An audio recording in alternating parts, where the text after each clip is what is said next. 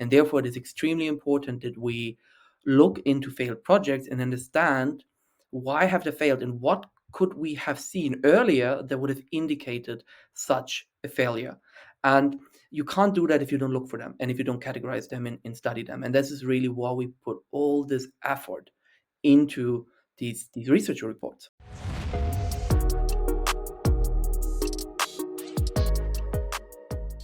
What is going on, Ada Nation? Welcome to Dapp Central, covering all of the latest news and updates in blockchain and crypto.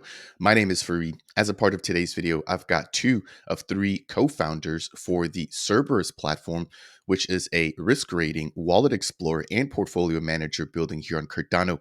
They've contributed to a few key reports on other past projects. And as a part of today's video, I want to just dive into exploring what Xerberus has to offer to the entire Cardano community. So without any further ado, let me bring up the co-founders themselves so you guys can actually hear directly from them as to everything that they're providing here on Cardano. First and foremost, we've got Simon Peters. Good morning, Simon. How are you? Yeah, thank you so much for having us. And it's just great to have a platform from you. And we're really excited and keen to get into Xerberus and explain how it can help your audience and all the investors in crypto. And yeah, thank you once more for having us. Not a problem. And the feeling is mutual. It's been a long time overdue. I've seen you guys on Twitter. Again, you guys have put out amazing content contributing to the Cardano ecosystem. And I want to talk exactly about how exactly you guys are able to do that. So without any further ado, let me bring up the second of the 3 co-founders, and that's going to be Noah. Noah, good morning. Thanks for joining us. Hey, thanks for having us on. Yeah, I'm just really excited to talk about Xerberus and really get into it with you. I really appreciate it. Yeah, excited. Anytime. So the way that I usually like to kick these off was just with a brief introduction to the both of you guys, how you guys maybe came into the blockchain and crypto space, and then let's jump into Xerberus. So Simon, I'll kick it over to you. Give us a little bit about yourself, and then we'll jump right into Xerberus. I love the question. I am very grateful that I had quite a privileged career, I would say.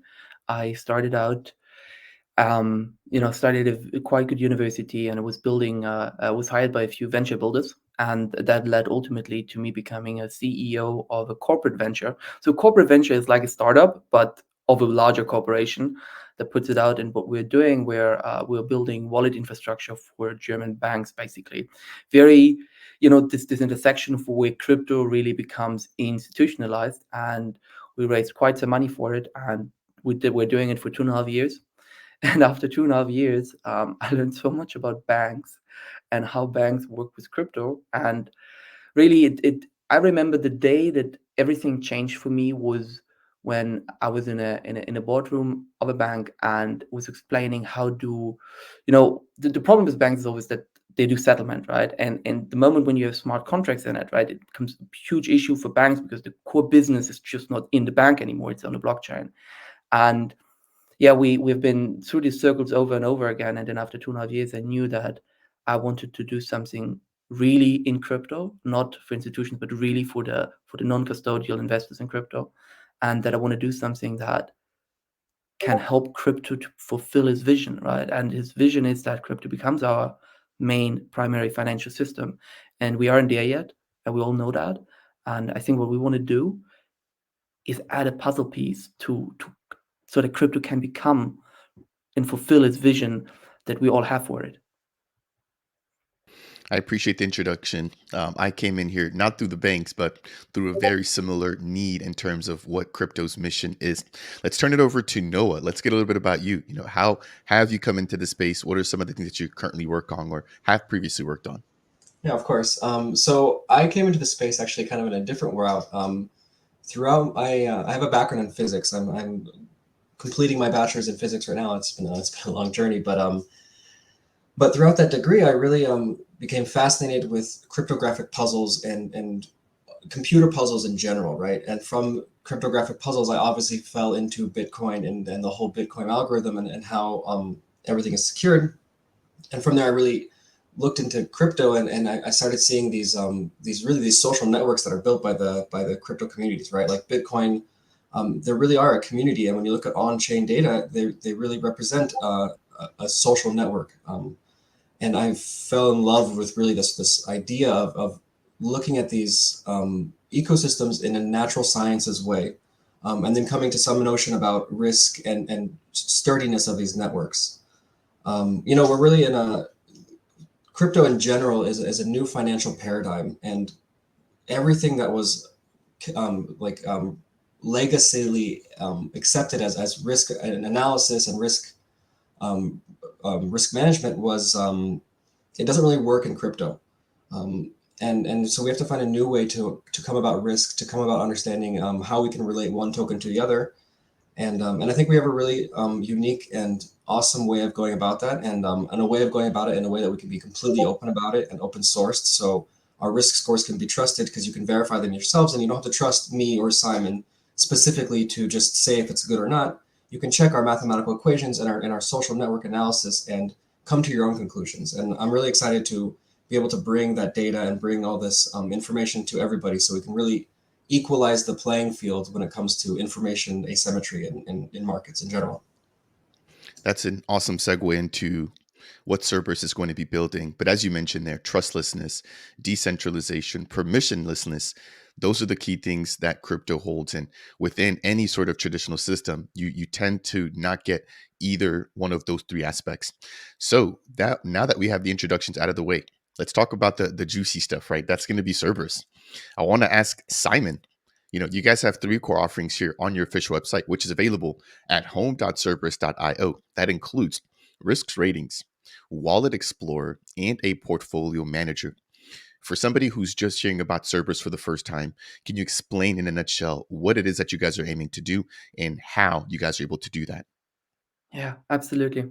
So to make it very simple, right? Since we are in the advent of DeFi and cryptocurrencies, we have entered a world in which you can create a financial asset with the click of a button, right? And these financial assets can become huge, and there are countless of them, right? There will be the day that we probably have as many tokens as we have websites in the internet, right? And as it has become so easy to create new financial assets, we have to create a way that makes the assessment, the basic assessment of an asset, as easy as the creation of one. That means with one click. So that is really what we want to deliver to our users, that our users are able to understand the risk profile of a token with simply our tool, by looking at it and getting an almost instant answer to, okay, what I'm actually looking at, right? Because otherwise you're just lost with Twitter marketing, right? And it's very hard to actually see sometimes what is happening for real here, and really making this much easier and much faster. This is our goal. I appreciate that. Now, that appears to just be one portion of the multiple services.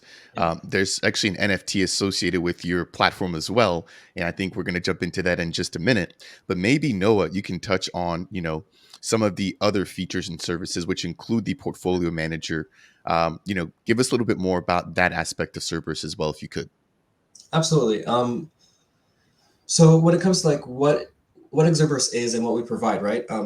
We've basically made a very, very complex mathematical model, a mathematical system that we can use to compare tokens, right? And then once we have this mathematical system that we can fairly compare tokens, we can start doing really cool things with it, like providing risk scores and providing some sort of notion about how different or how risky a token is in comparison to other tokens. Once we have a notion of how risky and we're able to compare these tokens, we can also start doing things like managing portfolios, right? Once we're able to really hammer down what risk is, really, you can really then decide your risk and reward taste, right? So then maybe you can start trading and managing your portfolio, not based on specific tokens, but based on how these tokens act. And maybe you only want to invest in tokens that have a certain large holder base that grows at a certain rate. So you basically leveraging our risk engine, we're able to make very, very interesting portfolios and very customized portfolios that maybe don't need a lot of research or input on the token side, at least, right? And we can talk about there's the team risk side, which is a big thing. And then lastly, also this engine we made, this statistical engine we've made, has another handy feature that it's really, really good for on-chain analytics as well. If you want to search for like how if you see a big dump on chain, for example, and you want to know who was that big dumper and where did he get his tokens from, we've been looking at this stuff for over 2.5 years, or 2 years. 2.5 years is a bit much, but And we're coming out with a wallet explorer that really highly is focused on tracking funds and tracking where tokens came from and where they're going to. Because this is a very big question that people have in the market. For example, maybe there's a big price downgrade and a team has recently sold off a lot of tokens, right? Well, is that team selling, is that inside their vesting schedule or is that outside of their vesting schedule, right? And leveraging the Wallet Explorer with the risk score and the portfolio, you're able to really build a better picture of your own portfolio and what your potential downside could be. Yeah. Thank you for that. And there's actually going to be one piece that you highlighted that I want to dive into a little bit deeper, and that's going to be the on-chain analytics service. So we've had quite the list of projects. As Simon mentioned, we're probably going to have as many tokens and projects in the future as we currently do websites. With that, some of them are going to succeed, and unfortunately, some of those will fail. I think one of the biggest reports that the Xerberus team has had an impact with was the one surrounding the life and death of Cardano. So I want to just quickly go ahead and just plug in the fact that Xerberus not only provides all of these existing services, but you guys actually also take the time to do the research and then actually break that down. And I'm not talking about just, a 1 or 2 paragraph breakdown. These are extremely thorough with graphs, charts, everything to kind of put the whole piece together. And so I just wanted to bring that to the forefront here for the users and maybe just quickly take the chance to ask you guys, how do you guys go about creating these research papers? Because again, I would assume that to create one of these papers, just based off of how much information is in there, this is not just a one-man type of job. So do you guys have a team dedicated to research with, a separate team dedicated to development? Kind of maybe talk about how that team is broken down and how you guys are able to focus on delivering so much so far within Cardano. Um, I think before we jump directly in how but the team structure and everything, let's take a break and let's ask ourselves why do we invest all this time and effort into making these reports? And as Noah mentioned, we have been around for quite some time, for 1.5, 2 years, and people have been asking why do these guys don't release a product, right? But only research reports. And the result is, or the answer to that is that before we can just go out there and say, hey, we have these risk ratings, it's very important that we go out like a scientist, like a researcher would do, and look at the environment, what is there, right? What can we even see, and what are the things that we actually want to protect people from? And therefore, it is extremely important that we look into failed projects and understand why have they failed and what could we have seen earlier that would have indicated such a failure. And you can't do that if you don't look for them and if you don't categorize them and study them. And this is really why we put all this effort into these research reports. And in regards to the team size, who is leading that effort, that's so the research lead is Noah. And when it comes to the team, we are quite a small team. So we have just recently expanded. For most of the time, we have just been 3 co-founder. We more or less we had early on one software developer who joins us, and just very, very recently another person for the database. But it is really a data hippo who's the spirit of the research, and then the rest of the team supports them here and there. Yeah, Hippo, I'm very, very sure you want to add something to the research. Don't let Simon put himself down as well. It really is a joint effort between me and Simon. We really coincide really well together with, especially with the data report, for example, me bringing a lot of the on-chain data and the on-chain analytics, with Simon bringing in more of the full picture and some of the more off-chain type correlations. So we work hard about it, and yeah, we just live and breathe this stuff. And Simon was talking about how we need to do this research, and that's true. Like ultimately, we can't just come up with a risk score and say, this is what we think is risk, and that's why. We have to give examples, and we have to give understanding of to why and how we came to this conclusion. And part of that is intensive and exhaustive research, what we've been doing for the last year and a half. And out of it comes really great things, like with the Dana report. We found signals and patterns in the history of the Dana coin that we are then now using to be able to monitor for maybe a similar thing to happen. Because briefly with the Dana report, the founders of Dana were selling tokens much earlier than what was reported, right? So we're able to capture those patterns now and capture that information and give it to the end user, and so the end user can make an informed investment decision. Yeah, and I'd like to add one other example. One of our reports, we have investigated accused team selling, and team selling is something that so many people are concerned about. When you see, somebody puts a transaction hash on Twitter and talks about it, most of the time people are concerned about team selling. The truth is that there is team selling in almost all projects. The question Everybody, is, not yeah, almost everyone. everyone. The question is now, and of course people know that, right? Like, how do these projects financing themselves, right? Because they what is happening to this token allocations to team and operations fund, and yeah, they're being used. The question is now not if there's team selling, because yes, there will be. The question is that team selling extraordinary? It is an outlier. Is that something you should be worried about? And that is exactly why we have to make the research reports, because, for example, we found a case, we researched that, and we said, well, it's very well in the average space. It's very normal. If we Yeah, want to there take was, that. there was a recent very large sell-off of a specific token, something like 6% of the supply, right? That's a lot of tokens. But when you look at it in relationship to their vesting schedule, they're perfectly in line with their vesting schedule, and basically the perfect vesting schedule curve continues. So then you say, oh, there was this huge team selling event, which is something that happens in every token, but it was within the vesting schedule. This is what I invested in, right? So I'm watching my investment, and I'm monitoring it, and now I can understand that things are staying normal. But if so, for whatever reason that goes above the vesting schedule, then you can make an informed decision if that was a good decision or a bad decision by the team. And using the data we give you, you can then decide. Yeah, I really like what you guys have mentioned there. And I would assume that as you guys gather more analytics, more data, do more research papers, you guys will be able to more quickly identify these trends as to whether somebody's doing things the right way or like some of these other failed projects. Now, let's kind of pivot just a little bit here before we jump into the actual platform demo. I want to turn that portion over to Simon, and then we'll kind of close out there surrounding the NFT collection. But before we jump into that, we have to talk about the roadmap. As we mentioned, you guys are offering a couple of different core services, right? And so I want to just turn it over to Simon.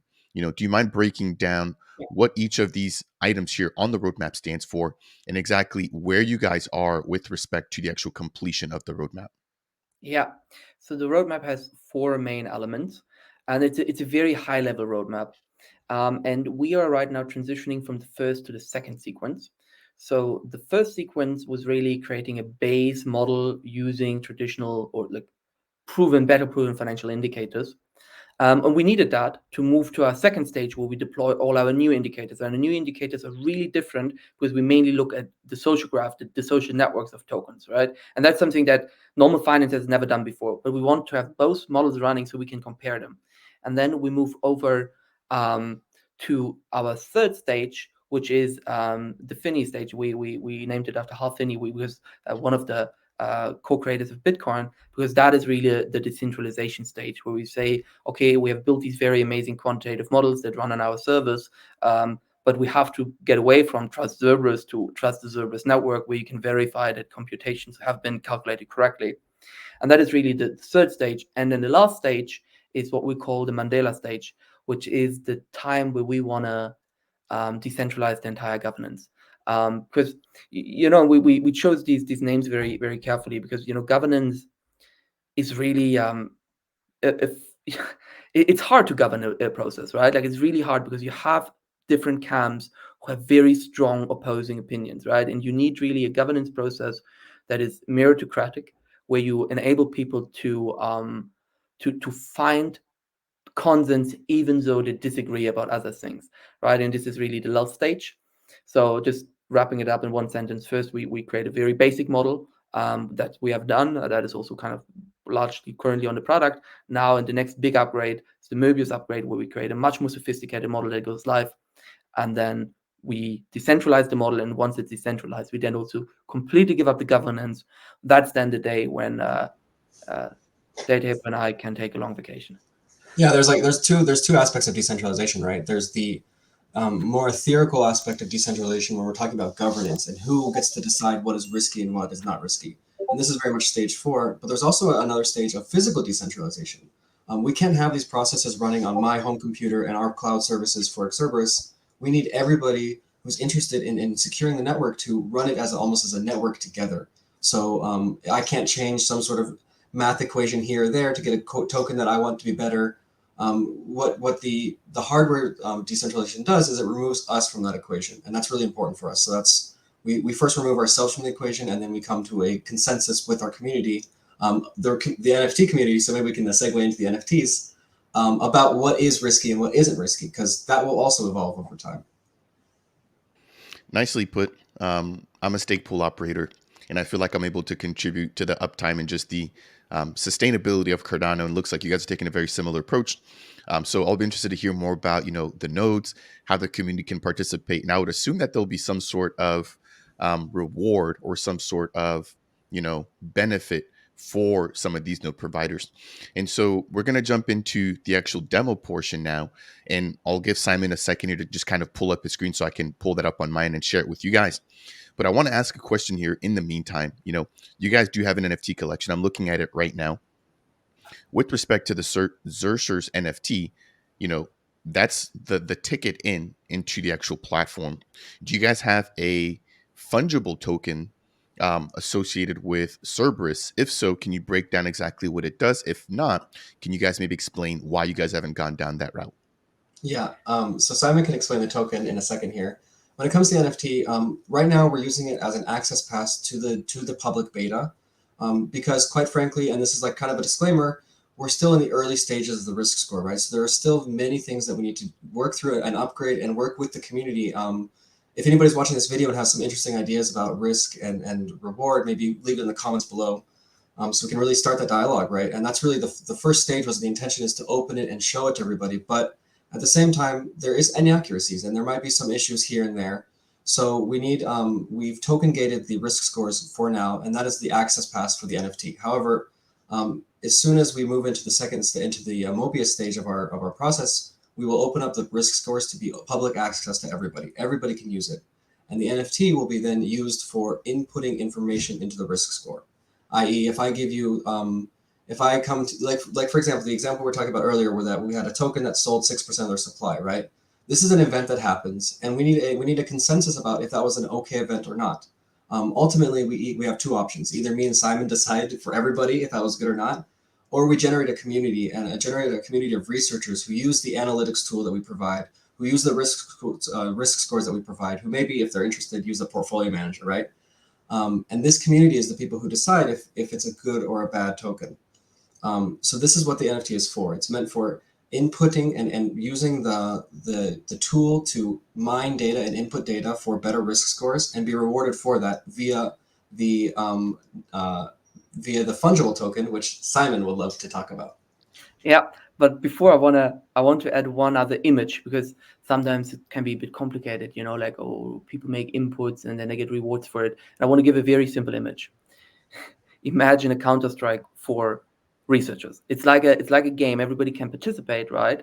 But as you have in open games, right, like plays games like Counter-Strike or any other game that you want to see, after a while, right, what you have is you have very talented people who are really good at that, right? And our goal is that we enable these very talented people who use the platform to provide us information and do their own research to make their voice heard. Now, the danger when you have a system like Xerberus and you allow people to input data is that if it's completely free, right, we have no way to control the input, and people might input maliciously or for other reasons, like wrong things, right? And what the NFT really does, it is your stake in the system. If it, for one, it enables you to take your reputation that you want because you're a good player and make it into a fungible token, which we will talk in a moment about.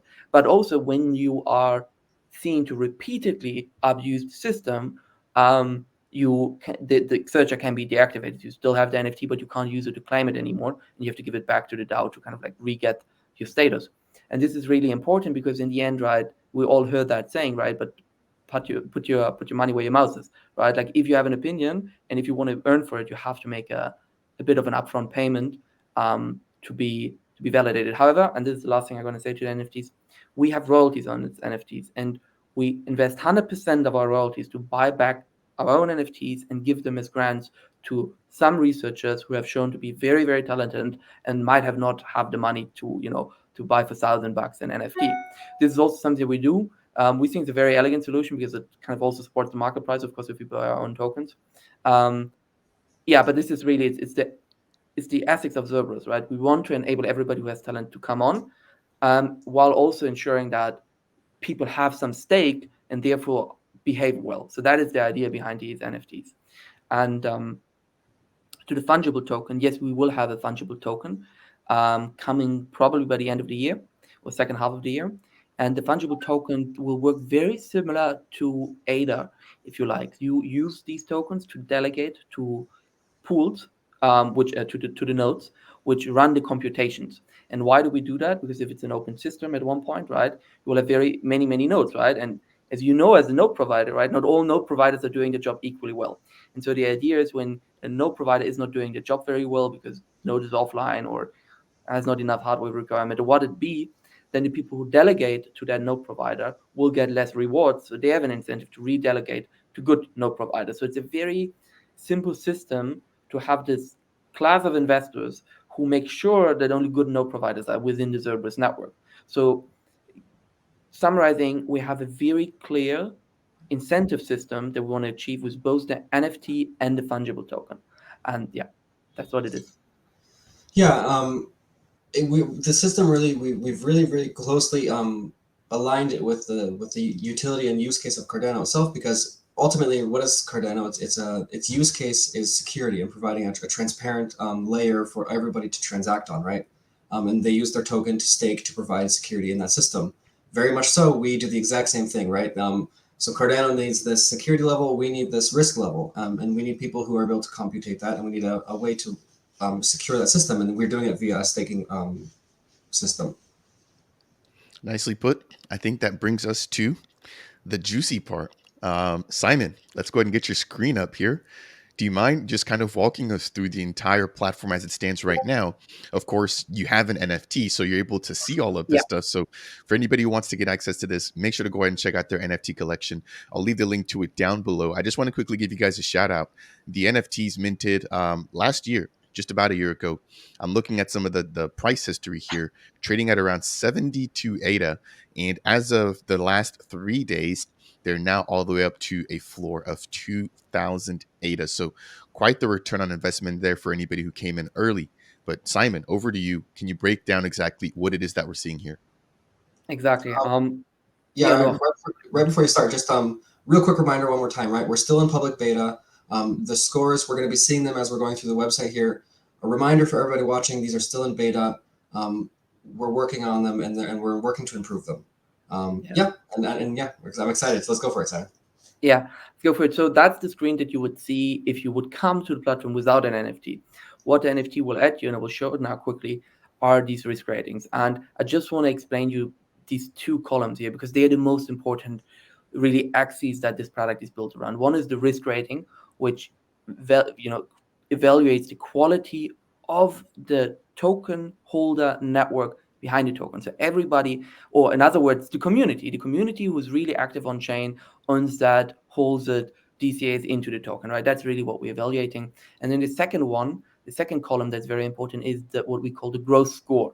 So the growth score, what it quantifies really is how is this token network of owners of community growing relatively to its own size, right? So it's easier for a small community to be high growth because it's easier to grow, and relative to the ecosystem. So how's the overall ecosystem growing?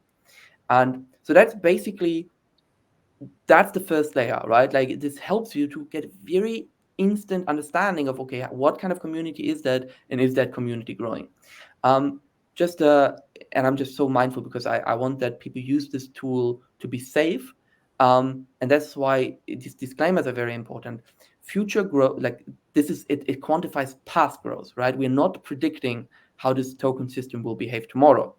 However, in many cases, not in all, but in many cases, past growth can serve as a proxy for future growth because projects who have been doing very well, right, tend to continue on their path. Sometimes they break away from the path, but often they do, right? It's like with friends or family or girlfriends, partners, right? Like people tend to kind of like stay as they are, but of course it changes sometimes. So I just want to bring this home. It is not 100% guarantee, but it is an element that you can look at. Okay.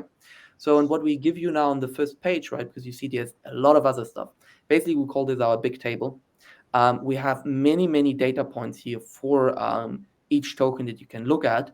And I'll just say a few words, and I don't want to go too deep, but what we'll look, for example, is the wallet categories, right? Like we have a category that we call active holders, which kind of like was shocking some people because it is a very much lower number than the total holder amount. And is what we really look at is wallets that have been trading in the last 6 months, this specific token. And we have other categories which are a bit more. Well, really, what we're Yeah. trying to do here, right, is we're trying to give a very quick, this is a work tool. So we're trying to give a very quick table that anybody can really customize how they want it, add columns, just take out columns, to give them a quick reference of the ecosystem, a quick reference of what these tokens are and what they are against each other, right? Yeah. When Simon just sorts right by active wallets, right, that's maybe active wallets is a little bit better of a proxy for the community itself than actual holders, because some tokens have a lot of dust wallets, or wallets with like just barely any tokens in them. So using this work tool, we're able to select the information that I need in order to make informed trading decisions in the best way possible. Yeah, 100%. And I just want to give you an example, right? Like there are many famous tokens and beloved tokens, right, that have a huge number of total wallets. But when you actually look at that, right, like so how we define holders is active wallets plus frozen wallets, which are wallets that haven't moved for quite some time. But what you also see is then the dust wallets, right? And you immediately see that the distribution is different than many people thought it was. Yeah, like for example here, like we have Simon sorted by holders, right? So we have Sunday Swap on the very top of holders, but also their active wallets is much more closer, if I'm not mistaken, to things like Hunt or OPT, if I'm not mistaken. Don't quote me on that. Maybe go to the website and really discover for yourself. Yeah, somewhere to say is around. I look at these numbers all day, so I get pretty close. Yeah. And around Ajax, right? So if you were to just look at the normal holders, you might get a little bit of a skewed image of what the actual thing is going on chain. And that's really our intention and our goal from everything on this page, is to allow you to really understand what's going on in reality. Now there's a lot to discover on this website. Simon, maybe if you like, each of these scores and each of these risk scores are built up of sub scores, and these sub scores are built up of individual data points.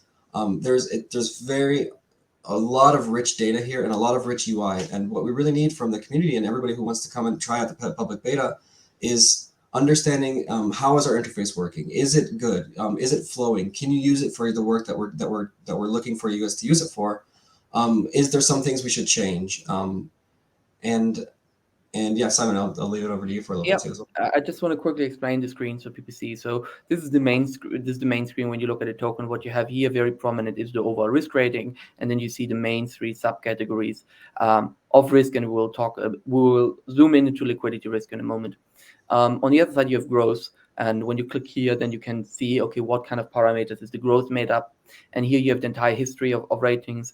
Just be aware it doesn't go infinitely in the past. So this is September last year, and for example, World Mobile is almost boring. World Mobile is doing pretty well. So from a network perspective, like right, this is where we're still in our first stage of our roadmap, and really part of that first stage was really kind of setting a foundation and setting a skeleton, if you will, for us to build up more. And this really highlights that what we're building here. So So yeah, we don't really have like the whole history, but when we release some with the next stage 2, we will have full histories of risk scores, and we can really use it a lot better. Exactly, and I want to. So it is a bit like an onion, right? Like gives you the asset page, gives you big overview over everything, and makes it easy to compare. And now you are here, and you have kind of like like a summary of the risk and the growth. But to really understand how deep we are going and what we can offer that you can only find in Xerberus, right? I want to bring up the liquidity page. It's a bit of our favorite. Will play a bigger role in the once we update the website again. And what you will see here is a chart or is a graph that I think we want to spend some time on explaining, because it is, to our knowledge, one of the most powerful things that you find. Like I don't know that any single other project has created something like that. I think I can explain it pretty. I've been working on it. I think I can explain it pretty quickly. Go for it. What we're saying here, right, is the total supply of a token. On the very far left is the earliest time, the mint of the token, and on the very far right is today or yesterday. And what we're looking at here over this expanse of colors as we move from the left to right is what we're looking at the distribution and expansion of the holders. Now, what are these holders, right? We have black, which is impending supply or supply that is yet to reach the market. We have blue, which you can think of like as diamond hands or people who collect the token, real true believers in a project. And then we have yellow, which is people who are dumpers or distribution wallets, rewards schemes, anything that distributes tokens, right? I mean, you think about financial markets, you have the buy and the sell, right? Or you have the bear and the bull. And what this chart is trying to show us is the bear and the bull sentiment, if you will, or the dumper and the collector sentiment in each token. With pink being the middle ground between the two, maybe like trading venues and things like this. And when we look at these graphs over time, what we're able to understand, what we're able to think about, Simon, can you go to Hunt and... But let's wait a bit longer for World Mobile, because what I want to, what's important to understand when you look at that, right? You see the step chart, right? You see the steps going up. And these are what a lot of people call the vesting steps, right? Like this is what, people always want you to use smart contracts for, and people are very, very keen on it, because what you see, right, is that every time the step goes up, right, the effective supply on the market goes up. And that means if supply goes up, right, and demand stays the same, it means that the prices can drop. And it's very yeah. Yeah, a really great example for that, Simon. If you could hover over October 15th-ish. Yeah, right. My favorite spot. Yeah. So notice here, like on our graph here, on October 14th, we observed a large portion of the supply going from off market into trading venues. And I would encourage anybody who's watching this video to go maybe look at the price of World Mobile from this point forward, right? These movements of tokens and the way these tokens change have real meaning and have real effect on a token. In no way am I saying am I bearish or bullish on World Mobile. I quite like the project in general, right? But this lets you be informed about that and lets you know when that's coming. Yeah, 100%. And it's really important to understand, right? It's really this addition, right, which came into the supply. And I think that World Mobile is actually a very beautiful chart, because you see how much effort and care they put into carefully orchestrating the issuance. And we can look at other liquidity charts, and it will look very, very different. And but another thing that is really important to understand here is that, yes, the amount of tokens available on the market went up, and therefore equal demand means, okay, the prices are falling. But what you see is actually supply went up, therefore demand went down. No, it's just enough that the demand stays the same, right? If supply goes up and demand stays the same, you still have falling prices, right? Demand is unchanged, and this is also what you really see here with this blue, right? The people who are really DCAing into the token have not been heavily affected, right? There is this thick blue layer here, and when you want to evaluate a token, right, this thick blue layer is community that truly believes in a token in a way. At least they're willing to continuously expand the position, right? Yeah, it's really like the play. Simon, maybe go to the that one token that shows the S curve. It really shows the play between the bear and the bull, or the buyer and the seller, right? If you have a token that's all blue, that might be a little bit of a negative signal, because of the basically what it's telling you is everybody who's holding this token no longer does anything with it. They're just holding it, and nobody's trading it, nobody's acting with it or anything. And that's a very late stage token, whereas very early stage tokens, like you can see here on the very far left of this graph, or if you go to our website, I'd encourage people to look at like things like maybe Wi-Fi or Liquid or Noom, for example. Noom is a beautiful one, where you see that these tokens are still very in the early stages where they have lots to distribute still. And so what you look at these graphs is what you're looking for, okay, how, in a way, how old or how blue is my token, or how young and how orange is my token? And what is the growth based on that? Are they a very young project with very high growth? That would maybe be bullish, in my opinion. Or if they're very old with very low growth, then they might not be moving around too much. Yeah, there's one very important point that I want to communicate when we move from the one chart to the other, right? You see that the World Mobile chart that we looked at, right, started with the chart. Okay, now it's not loading, but it started pretty much low here, right? And when you look at the other one that we show, you see it starts not on the lower corner, but on the top corner. And I just want to explain why that is.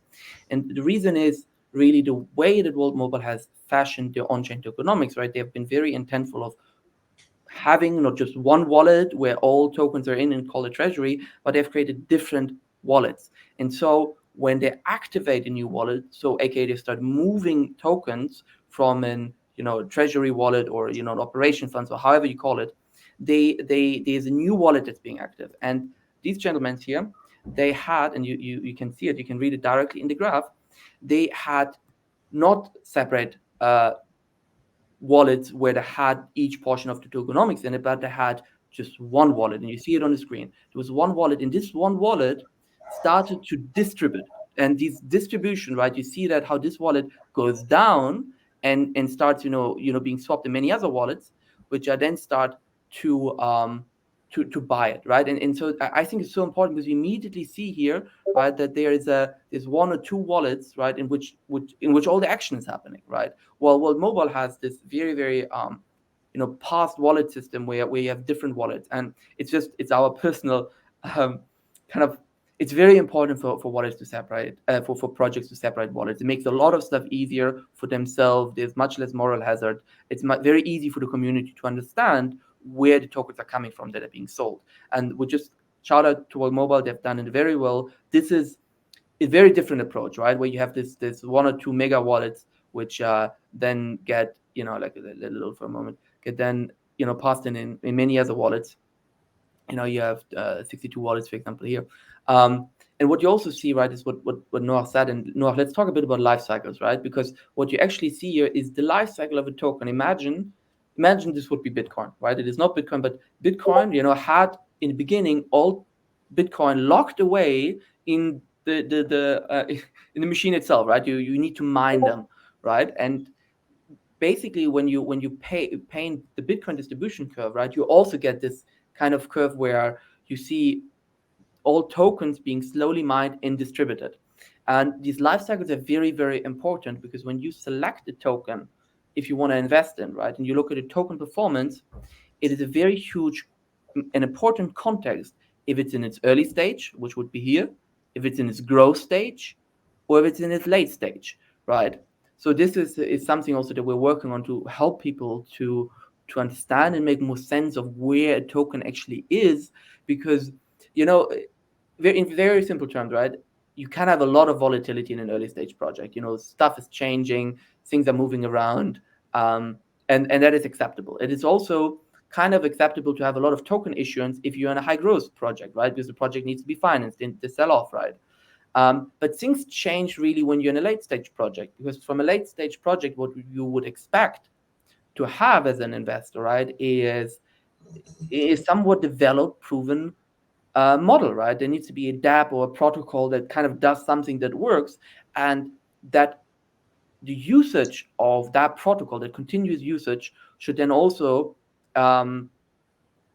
create demand, and there should be more consistency in late stage projects. So when you evaluate a project, you can be much more forgiving for an early stage project, but you should be much less forgiving for a late stage project. And I think this awareness to show people where in the history and the development and life cycle they are of a token, to help them to make better decisions. Really, Noah, do you want to add something to that? I kind of feel you want. No, I completely agree with you, and I just like in traditional finance, like, right, we have this idea of defaults, or in crypto we have this idea of rug pulls. But the sad truth is that some rug pulls, some definite rug pulls, like Dana we looked at, or like Squid Games back over on Ethereum, still have high trading volumes and high people trading and moving back and forth. So if you look at risk as just an idea of this some sort of etherical idea of default of a token going to zero, how does it look over time? Because ultimately people will still trade this token. And what we're really trying to explain here and show here on the liquidity pages is in what stage is a token? Is a token in a dead state where basically you're trading with yourself on sexes and dexes, or is it a very young token with very much life and a lot of potential and a great team and a great roadmap? And yeah, maybe there's a lot of tokens still left to dump, but that's part of the plan, right? That's part of the vesting schedule. That's what you're getting invested into. So really just to sum it all up, I guess the whole app is really centralized, and we're really focused on trying to make it a tool for you to better understand the token you want to invest in without having to rely on a specific person or a specific user group telling you what they want you to know. Yeah, and I've, just to make it. Oh yeah, do you have a no, I question? was just going to say, I mean, more or less commentary. I didn't realize, number one, how much you get with the actual full platform. It was really, really eye opening to see that. I do want to post and hopefully I can get quick responses here, and then we're going to jump back into your screen there, Noah, or excuse me, Simon. With the amount of NFTs right now, as with any good product, as you guys continue to build it out, there's going to be more demand. At the Yeah. current price, I can see people saying, "Hey, I would love to get in on this actual platform," but I don't think that the actual entry price right now is great. Do you guys plan on adding any more NFTs, maybe that give you different access? Or is this, everything that's ever going to be out there, and the only way to get one of these is through the secondary market at this point? And then I've got a quick follow-up question after that. Yeah, well, the NFTs right now, we're using them as an access pass right now. While we're still kind of building up this risk score and this risk model, right? Very soon here, that will change, and we want to open up this data and give all this data we've shown you out to free for everybody to use. The NFT will become much more in use when you want to start inputting that or influencing that. Like, for example, is a burn wallet a good or a bad thing? These are questions we need to discuss as a community, and that's what the NFT's role would be meant for. So having a small community of very, very focused and intentful people is really our focus and our want for the NFT community when we move out of this token gate phase and into the input phase. Simon, you want to take Yeah, I it? want to add to that, and you see the NFTs are truly a tool to earn money from Xerberus by providing us information, right? And that way, it's a very professional tool. And since we said it earlier that this thing is ultimately a stake, we actually have an interest, or it is good for the project because it ultimately serves the security if the price of these NFTs are high. And I just want to highlight that that if you are a very gifted researcher and you're super keen to become part of that project and to put your research out, you're super welcome. Reach out to us. Show some of your research, and we might sponsor you an NFT. And this is really what we do, and that's important to us. But that is the number of NFTs. There's about 700 of no, it's about 700, right? Yeah, it's like 700, 7,500 or something. Yeah, something like that. So that is the final number of NFTs. That's it, gentlemen. We'll never mint more of these NFTs. However, if you want to come in next time, there will be a fungible token. There we go. Thank you. I appreciate that. The next piece was just going to be surrounding multi-chain, right? So I know Cerberus has plans to support other networks as well. Right now, let's say there's a project that's building on Cardano that also has tokens. For example, like World Mobile, I think is a perfect example, right? They've got tokens on Cardano, but then they recently moved over and I believe had some tokens, or at least expanded their token out into Ethereum and BNB. So are you guys currently tracking all those other networks, or you guys currently only looking at just the Cardano side of things? And how do you guys plan on managing tokens that are split amongst multiple chains in the future? Yeah, okay. So first and foremost, obviously, like multi-chain for us is very important. We need as much data as possible and as much mining. So the more we expand, the better everything gets. And you're right. These cross-chain tokens are very interesting. How are we going to deal with these cross-chain tokens? And ultimately, what we're looking at here is these social networks, right? So World Mobile has a specific type of social network here in Cardano, and they also have a different type of social network on Ethereum.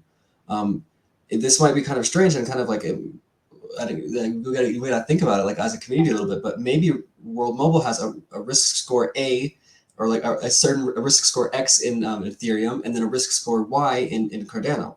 Then therefore the risk score of this multi-chain token would be a weighted sum of those two, right? So we have 95% of holders on the Cardano side, so 95 of the real social network is on Cardano, with 5% being affected by this risk score Y. This is how we do multi-chain, and yeah, in general, we're really excited to bring multi-chain because we've been working really hard to take blockchain data and standardize it in a way that we can compare these tokens, right? So, it would be very interesting, right? Seeing, like, for example, if we have like a MELD, for example, which has much more cross-chain, or an IAGON, which is much more cross-chain. Looking at the parameters of how does IAGON look in the Ethereum network versus how does IAGON look in the Cardano network, and maybe if I'm really interested in Iagon and I really believe in the project, maybe I'd make my decision of where to invest based on their risk scores, right? Because maybe in Cardano they have a better or better network, or maybe because it's a fee issue. But by going over multi-chain, we're able to really conglomerate those multiple risk scores together to get a full holistic picture of these tokens. And I'm really, really excited to do it. Yeah, and I want to add to that, it's also super important, right? Because as Noah pointed out, tokens can have different risk scores, even though it's the same token across different networks, because the networks look very different. And what that mean is that, for example, in Cardano, World Mobile has a followership of or community of people who absolutely believe in that token, right? These people will just buy more if the price falls. But maybe on Ethereum, you have much more opportunistic traders, right? And now they might react much harder to a price drawdown. And what that can create is contagions, right? You could have a, am I still there? I'm not sure, it's just frozen. Yeah, Yeah, but what you could have, right, is you could have a reaction in Ethereum that then goes over to Cardano, and that you might want to manage as a project. So it's very important to understand your different risk scores across the different ecosystems. Well said. Well said. I do want to turn it back over to you. We are getting closer to that 1 hour mark, so we got about 10 or so minutes left. Simon, walk us through what you've got currently on your screen as I get that pulled up here, if you don't mind. Yes, so what we see is the Hunt token from Dapp Center. And the reason why I brought that up is just to show people how different token economies can look like, right? We had the example from World Mobile, which was a step graph. We had this example from this other token, which was an S-curve. And Dapp Center is a pretty good case study how a fair token launch, fair launch can look like, right? You have this, I think about 50% of the tokens are really out there. You have a lot of blue, you have a lot of people buying in, you have a lot of traders, a lot of pink, and you have a pretty slim sliver, I would say, pretty slim thing of yellow, which is dumping wallets. And it is very interesting because when you look at that, right, this is compared to fact.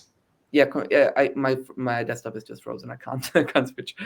So maybe the users at home can go. I mean, this show what we're showing here is this public information, right? So everybody watching this video can go and look at. And I would really encourage everybody to look at Hunt and to look at Fact. These are tokens that have very, very similar distributions. However, Fact has a little bit more yellow. And what I'm trying to impress onto everybody who looks at that is now you can make the decision of, do I want to buy Hunt or do I want to buy Fact? Fact, maybe they're an oracle. They have a little bit more real fi, if you will, goals. So maybe that larger yellow is because of that more real fi-ish goals. Whereas Hunt is much more on chain. They have a product. They deliver the product. The product is ready. 100% it's a mature product. So a mature project should have less dumping, right? It should be later in its life, like we talked about earlier. It should have much more blue. Yeah, so just really letting people understand and see these for what they are. Yeah. So Simon, I know that you're having some issues there. We'll give you, I think, one last shot to maybe just kind of wind us down. Is there anything here that you want to? Well, I don't even think that you can actually move your desktop anymore. But is there anything that you wanted to maybe just kind of hit on that you can, verbally explain to us? Because we still have you here on audio that we may not have gotten a chance to look at. And I'll definitely have you guys on here for, I think, a part 2, because there's so much information to really dive through here. Yeah, absolutely. Yeah, I would just recommend everybody to check out the app yourself, really, and don't be afraid if you see the token gate. The sub pages are available, so you can click on price risk and on network risk and on liquidity risk. We have these charts there. We just wanted to make sure that oh, actually my browser just came back. We just wanted to make sure that we are in a beta, and we want that people understand that we're in a beta, so that is why the token gate is there. And now as I'm back on my desktop, I actually want to show quickly Fact, because so Fact is a project. They're doing great work. They're building an oracle. Of course, they are the second oracle, because we have what we have is, of course, the C3 also, and maybe the trade-off Fact. Hunt is not necessarily the one that the people are thinking of, but maybe people are thinking about C3 with a stack. I think that's a reasonable question that some people have. And what you will see here is that kind of like, okay, it is like from the distribution cycle, it's a bit younger, quote unquote, than Hunt is, because they have fewer tokens in color, so fewer tokens out to be traded. They have definitely a bit more yellow here, which kind of could also explain why the token price has been going down for a while. And I have not looked actually too recently of C3 how their liquidity chart looks like, but let's just discover it together. It's Charlie 3. That is it. So let's look at their liquidity chart. And what you now? So yeah, no, you wanna explain the difference between fact and what people are seeing here right now. Well, I mean, it's very similar, right? Like black is tokens that have yet to hit the market, and if you really think about like one wallet that has 98% of the supply in their wallet, that's also kind of tokens that haven't hit the market yet, right?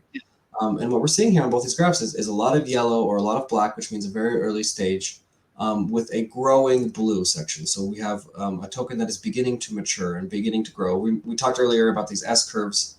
Some of them are a little bit more evident than others, but here you can kind of see like this is, if you would imagine this super, super long stretched out S, we're at the beginning here, right? And now as an investor, I can make a more informed decision about what is the status of this token on chain. What are we looking like? What is the whole community? Is the community actually there? Is there a community? Did I miss the boat, if you will? And yeah, I think Yeah, I want to add something. So I just want to bring that home, right? You see, guys, that if you look on my screen, right, this is like one or two wallets holding 80% of the supply, which is very common in Cardano. But when you zoom in here, right, what you see is that you have this pinkish becoming bluish, which can be interpreted. You always have to go dig deep. I have to use the Wallet Explorer and check what really is going on there. But what it could be, right, is that you have traders who settle in to become more collectors, which means instead of just going in and out of a token, they tend to just leave the token in their wallet, which could be, doesn't have to be, could be a bullish sign. Doesn't have to be. I'm just giving examples how you can use this, right? There's something happening here. You're right. The quality of people who trade and hold the token has changed from pink to more blue. So it means from more trading to rather holding, and that can definitely be a sign. But of course, what you're also looking at here, right? When you buy the token, it's very reasonable that till this token is matured, you still have 80% main issuance to go, right? Like just 1/5 of the tokens out there, right? It depends on how the project is managing, can be good or bad. And just one last point: why does it look sometimes so weird in the beginning? That is okay. Just give you an image instead of explaining it, guys. It's just muddy water, right? Like the river has just started and the river is full of mud. We need some time till the water clears and then we see the image. Okay, that's what this is. Yeah. Yeah, I think we should probably wrap this up a little bit. I mean, we only have about 3 more minutes, and we should probably talk about other things. But really, it comes down to some tokens when you're scrolling through this. Some tokens don't look good. Like they look very confusing, the graph, and that also tells you something about it, right? Maybe that's a little bit of I wouldn't say mismanagement of funds, right? Because that's not really fair to anything. But it's much harder and much more challenging for the user to actually understand what's going on when every other day we have these like large blockades. Simon, go to like Liquid would be a good one.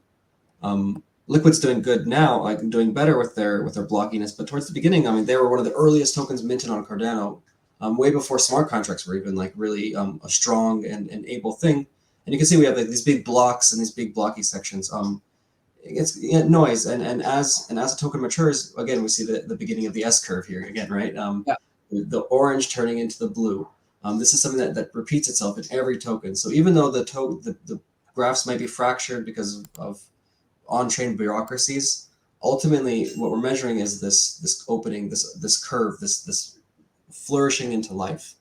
And yeah, and for everybody watching this video, we would really love if you would come to the website, start playing around with it, start playing with the UX UI, tell us what makes sense and tell us what doesn't make sense. We're committed to bringing all these like really, really advanced growth and natural sciences, mathematics down so everybody can understand them and everybody can use them to more inform themselves. So come visit the website, try it out, tell us what's working, tell us where the bugs are, be critiques. We only through all of us coming together and really talking about the good and the bad can we make a better product and make a more safe ecosystem for us all.